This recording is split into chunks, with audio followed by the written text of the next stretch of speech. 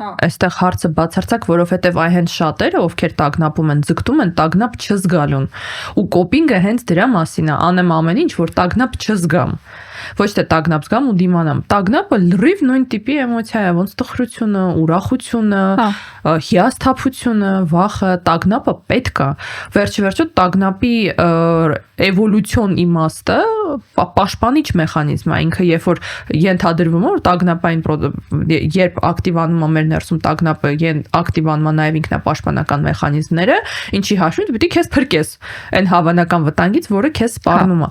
Տագնապային մարդու խնդիրը նրանում է, որ ինքը այնքան երկար է գտնվում այդ տագնապի մեջ, որովհետև ինչ որ բան է տեղի ունեցել գուցե իր կյանքում կամ չգիտեմ հոգեկառուցվածքի մեջ, որ ուղեղը դադարում է տարբերի